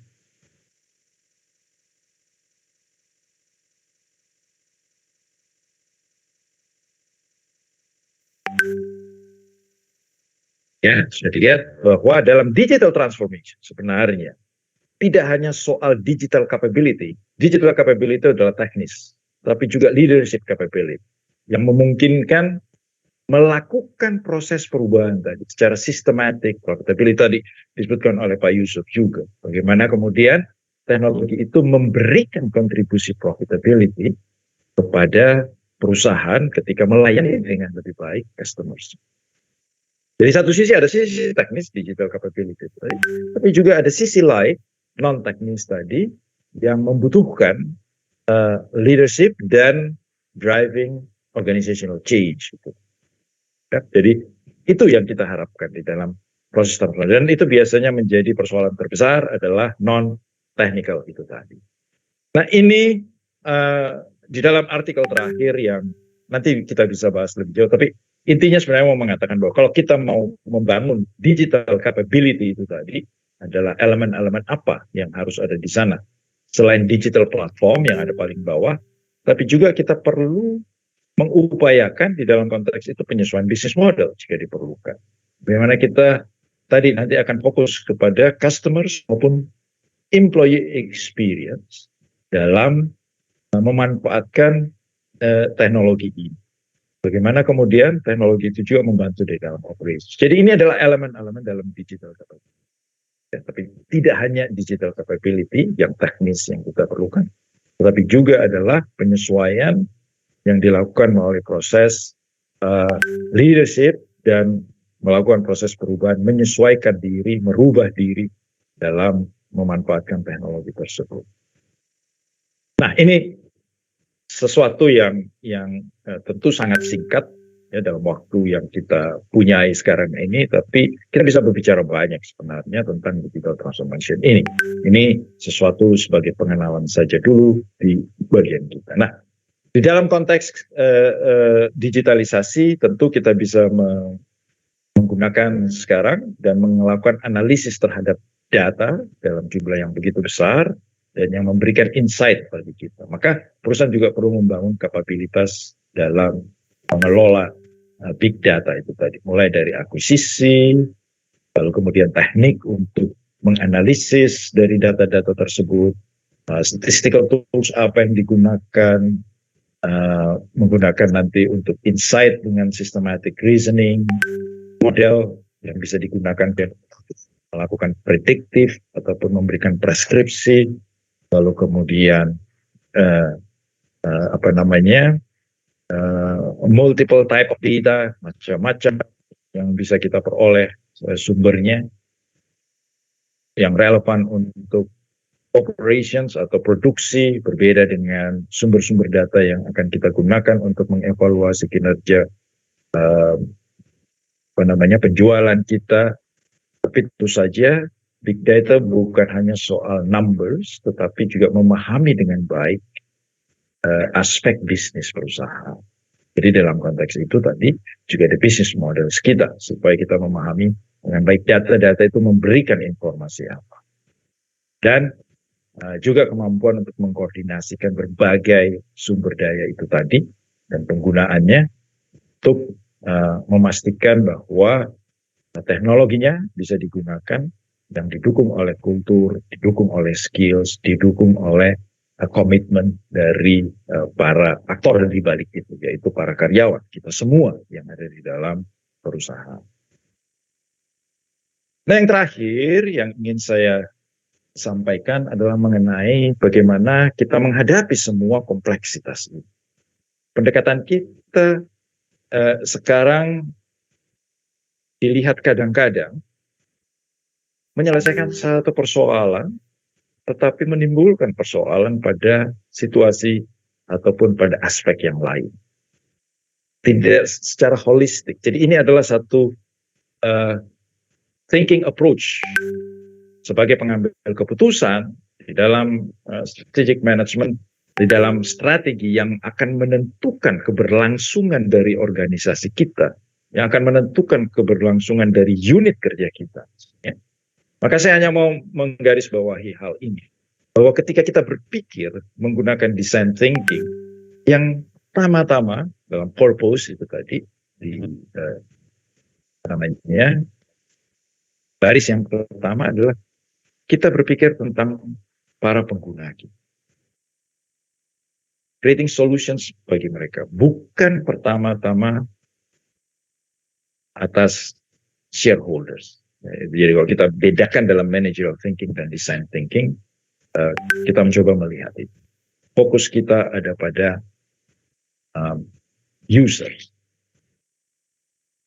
Kita tidak sekedar mengelola departemen, tetapi creating atau solving problems. Melalui apa? Harus cross-functional team. Tidak bekerja seperti silo yang terpisah-pisah gitu ya. Kalau di pabrikan si silonya itu harus terpisah kalau tidak terjadi kontaminasi. Ya begitu kan. Maka dia harus ada cross-functional team. Dalam design thinking itu harus. Styles kita tentu very flexible, flat, informal, tidak hierarkis. Dalam design thinking, kita menggunakan berbagai pendekatan, termasuk deduksi, induksi, dan kemudian abduction juga kita lakukan. Tidak hanya mengandalkan kuantitatif, tetapi juga yang kualitatif, memberikan sesuatu yang lebih mendalam. Jadi, bagaimana kita memahami apa yang menjadi kebutuhan dari customers atau apa isu mereka. Sering sekali apa yang disampaikan oleh customers adalah keinginan yang sangat superficial, tidak jelas. Ya, saya ingin layanan yang lebih baik. Yang lebih baik bagaimana tidak bisa didefinisikan dengan baik. Nah, melalui kualitatif approach tadi, menggali lebih dalam, maka kita sedikit demi sedikit bisa mencoba mengidentifikasi apa yang dimaksud dengan layanan yang lebih baik itu. Constraint kita lihat bukan sebagai pembatas, tetapi sesuatu yang harus menstimulasi kreativitas untuk memanfaatkan constraint itu sebagai opportunity. Gagal, biasa. Maka itu sebagai proses pembelajaran. Maka cepat mengambil keputusan, jika gagal cepat bangkit untuk memperbaiki itu. Itu yang menjadi penting. Dan workflow ini menjadi penting. Ya, kita tidak hanya sekedar mengeksploitasi apa yang sudah kita miliki sekarang, tapi kita mengeksplorasi apa hal-hal yang pada masa depan itu akan menjadi sesuatu yang penting. Nah, ini mirip dengan ada yang disebut dengan ambidexterity atau ambidextrous company. Jadi perusahaan tidak sekedar hanya fokus kepada eksploitasi apa yang dia miliki sekarang. Ada waktu yang juga diupayakan 10%, 20% untuk mengeksplorasi, melakukan hal-hal yang financial contributions-nya belum terlihat sekarang, tetapi sesuatu yang harus kita persiapkan karena pada waktunya di masa depan itu yang menjadi pengganti. Ya, jadi ada proporsi tertentu untuk tetap melakukan baik eksploitasi yang kita butuhkan tentu saja sekarang ini dan juga eksplorasi. Ya, jadi kita tidak meninggalkan proses eksplorasi. Itu adalah bagian dari design thinking yang bisa kita terapkan untuk strategi proses itu tadi. Nah, sebagai hal terakhir di dalam konteks ini, maka ketika kita menjalankan strategi baik itu dalam era digital seperti ini dan melakukan perubahan-perubahan yang relevan untuk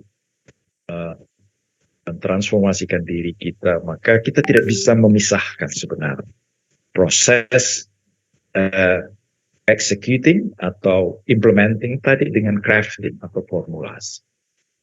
Jadi tidak bisa kita mengatakan bahwa yang mengeksekusi A, yang crafting itu B. Dia adalah bagian yang tidak terpisahkan. Kedua belah pihak harus saling berkomunikasi dalam konteks ini. Nah, ini bagian yang juga di dalam design thinking tadi. Cross-functional dan komunikasi yang tidak terpisah-pisah di dalam masing-masing fungsi. Ini continuous process, jangan lupa. Jadi ada adjustment, ada fine-tuning, ada perubahan-perubahan. Itu hal yang biasa. Itu yang harus dieksekusi seperti itu. Jangan khawatir bahwa ternyata bukan berarti bahwa apa yang kita rencanakan pada awal tahun yang lalu itu sia-sia, tidak begitu. Ya? Jadi dia harus selalu, memang ini hal yang lumrah terjadi, ada fine tuning dan adjustment. Maka tentu saja testing kita mengenai strategic leadership, apakah perusahaan mempunyai good strategy, artinya bahwa strategi itu formulasinya baik dan dieksekusi dengan baik. Itu apakah kemudian tadi ya testing, baik performance, testing terhadap fit, maupun testing terhadap sumber-sumber keunggulan tadi. Jika itu semuanya bisa dilakukan dengan baik, menunjukkan bahwa perusahaan sudah menjalankan strategic leadership dan juga mengelola dengan baik perusahaan. Demikian, Ibu dan Bapak sekalian, terima kasih atas perhatiannya. Saya kembalikan kepada Mbak Afifah atas untuk melanjutkan apa yang akan kita diskusikan. Ya, terima kasih Ibu Bapak. Baik, terima kasih Bapak atas pemaparan materinya yang sangat luar biasa. Insan SIG Group, kini kita masuki sesi tanya jawab. Tentunya sudah ada pertanyaan yang telah diajukan oleh Insan SIG Group. Pertanyaan pertama dari Bapak Ahmad Hoiri. Apakah ada metode penentuan teknologi digital yang tepat dalam mensupport strategi, tidak hanya mengikuti tren yang ada, sehingga investasi digital tersebut tidak sia-sia?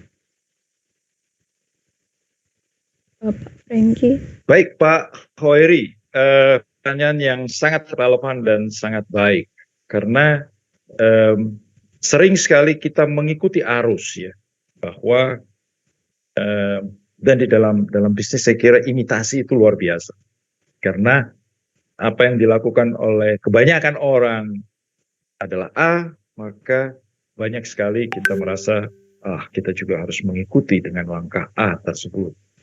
Ini yang sering sekali bisa misleading kan ya, bahwa memang mungkin pendekatan A tadi cocok untuk perusahaan tersebut, tapi belum tentu. Hal yang sama juga terjadi, misalnya saya sedikit menyimpang dengan bukan dalam hubungannya dalam adopsi teknologi, tetapi di dalam proses misalnya akuisisi.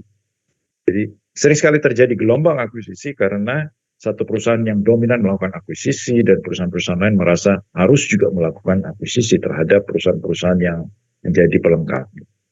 Nah, belum tentu konteks itu. Nah, atas pertanyaan penggunaan itu, ya kita makanya tadi bahwa dalam strategi in digital age itu tadi dalam era ini kita perlu menentukan direction. Kita mau apa? Jadi dia harus sangat spesifik. Kita mendefinisikan dulu dengan bening. Ya. Kita mau apa dengan teknologi itu? Nah, kalau itu sudah jelas, misalnya kita ingin bahwa teknologi itu membantu kita memberikan solusi yang semakin tepat kepada customers kita.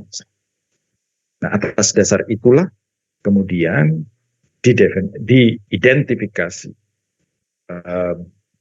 teknologi seperti apa yang layaknya. Dengan demikian juga kemudian persiapan dan bagaimana bisa jadi ada struktur yang harus disesuaikan.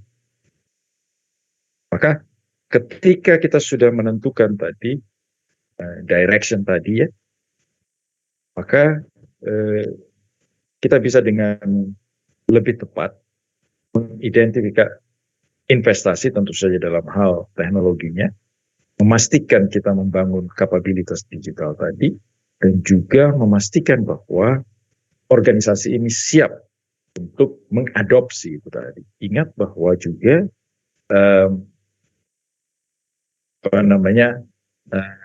ketika kita mengadopsi satu teknologi, ada tuntutan-tuntutan penyesuaian terhadap perilaku, terhadap mekanisme kita bekerja bersama-sama dengan unit lain dan sebagainya. Ya, jadi harus ditata kedua-duanya. Tapi yang paling penting adalah menentukan dengan bening dulu apa yang ingin kita capai dengan digitalisasi itu. Begitu Pak Khoiril. Jadi tidak sekedar mengikuti ya apa yang sedang populer dan apa yang sedang umum terjadi di masyarakat. Semoga menjawab Pak Hoiri dan konteks itu. Baik, melanjut ke pertanyaan yang kedua dari Bapak Imron. Sebagai korporasi besar, kita seringkali lengah dengan pendatang baru yang ukuran bisnisnya masih kecil, tapi sangat berpotensi mendisrupsi bisnis existing. Dan informasi mengenai pendatang baru tersebut seringkali terbatas karena belum merupakan perusahaan terbuka. Pertanyaannya, bagaimana strategi yang tepat dalam menghadapi hal ini? Nah, ini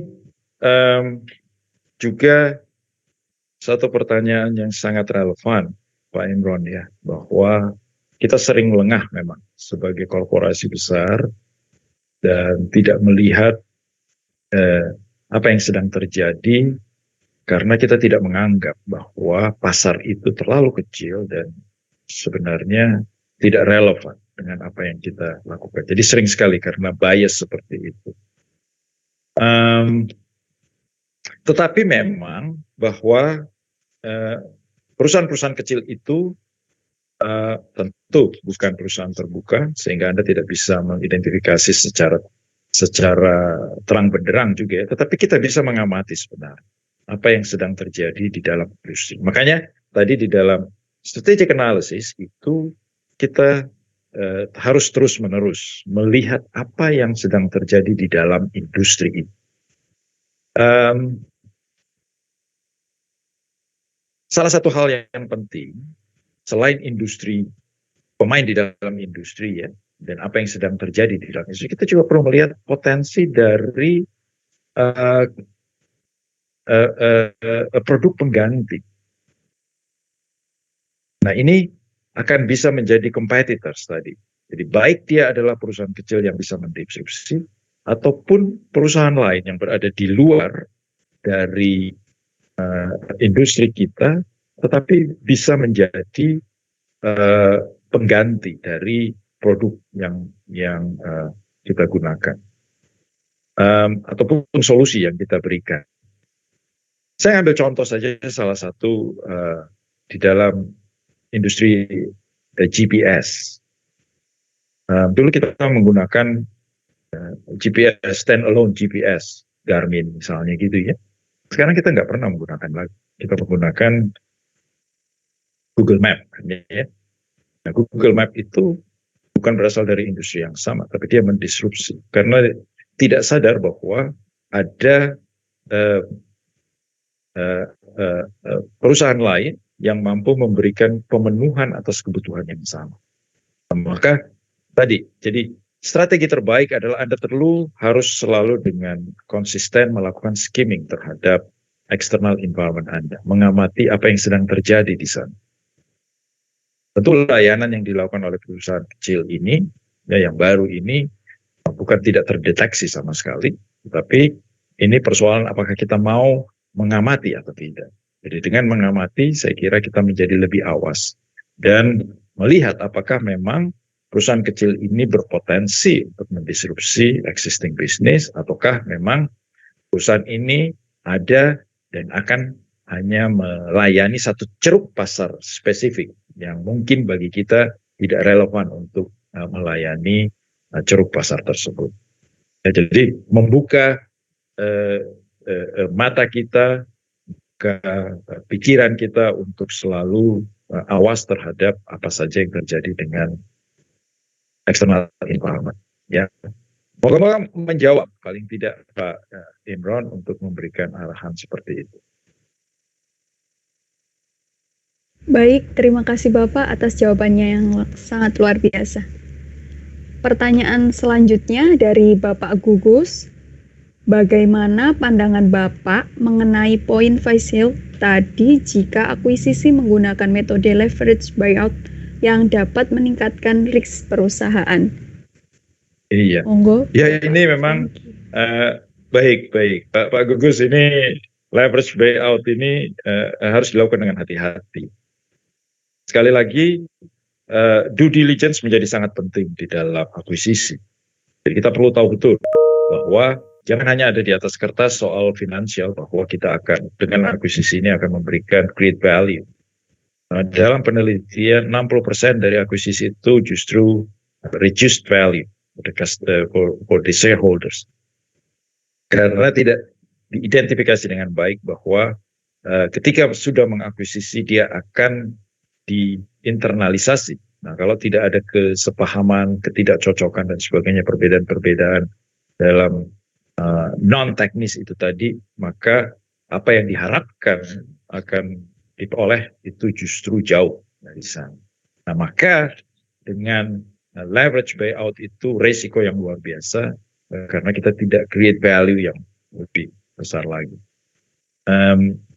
Tadi hubungannya dengan apa itu namanya di dalam GPS industry, jadi Garmin adalah salah satu pemain, ada TomTom pemain yang lain itu mau mengakuisisi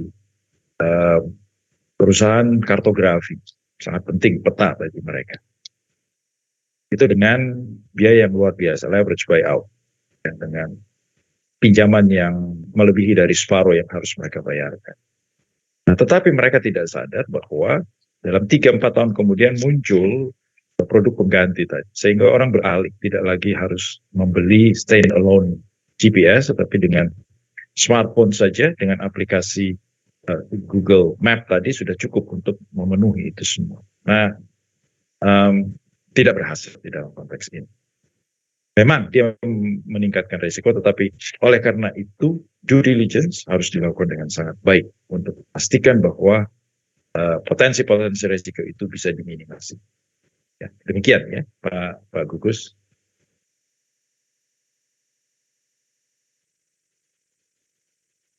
Baik. Untuk pertanyaan yang selanjutnya dari Bapak Join. Di dalam perkembangan saat ini terdapat fungsi SMO atau Strategi Management Office di dalam perusahaan yang fungsi utamanya memastikan implementasi strategi di perusahaan. Hal ini sesuai dengan artikel dari Robert Kaplan. Pertanyaannya, apakah fungsi strategi office masih relevan di dalam situasi saat ini, di mana perubahan sangat sering terjadi? Kemudian pertanyaan yang kedua, seberapa besar peran leadership dan culture dalam implementasi strategi? Seperti itu, Bapak. Monggo bisa dijawab. Baik, terima kasih Pak Join.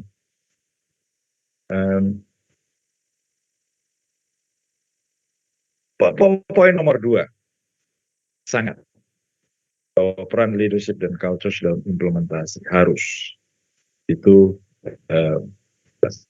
Nah, bagaimana dengan fungsi strategi management office? Yang penting kira saya adalah bahwa strategi management office tidak menjadi satu unit yang seluruh tanggung jawab di dalam strategi itu diserahkan kepada kantor ini. Dia ada untuk membantu. Maka fungsi dia, terutama justru di dalam perubahan ini, ada unit kerja di dalam perusahaan yang secara konsisten mengamati, dan itulah yang harus dilakukan oleh strategi management office. Misalnya saya tadi, ada perusahaan-perusahaan kecil yang mungkin saja bisa menjadi disruptors di kemudian hari. Nah, itu sudah harus bisa diidentifikasi. Strategi management office memastikan bahwa perubahan-perubahan itu disadari oleh perusahaan. Dia menginformasikan kepada para pengambil keputusan. Jadi kira saya dengan begitu, justru dia harus semakin berperan dalam memberikan early warning kepada pengambil keputusan. Karena begitu banyaknya perubahan tidak memungkinkan si pengambil keputusan itu alert terhadap berbagai hal yang terjadi. Maka office ini, kantor ini dapat membantu untuk melengkapi dengan secara timely untuk memberikan informasi, sehingga keputusan juga bisa tetap relevan konteks tersebut. Ya, demikian Pak Joy.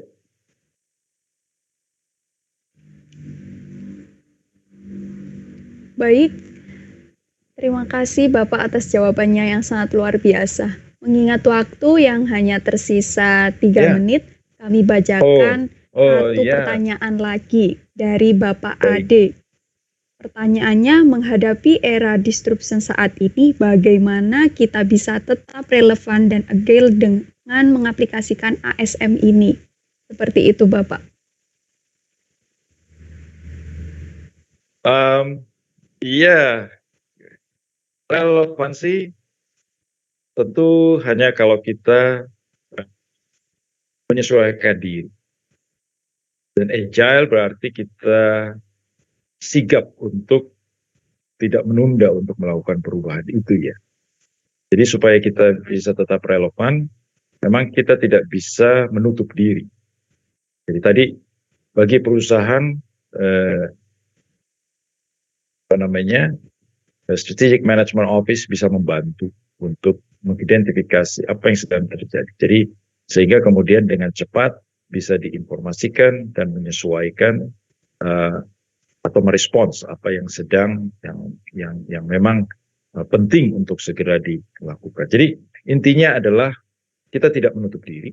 Jadi menghadapi ini semua supaya kita tidak relevan, kita perlu tetap up to date dengan apa yang terjadi di dalam lingkungan kita, dan agility muncul dari kemampuan kita dan kemauan kita untuk segera merespons. Jadi di dalam konteks perusahaan kita perlu memastikan bahwa semua karyawan itu melihat perubahan sebagai sesuatu yang wajar dilakukan untuk segera merespons dan minimumkan sebenarnya resistensi untuk melakukan perubahan-perubahan tersebut. Demikian Pak Ade.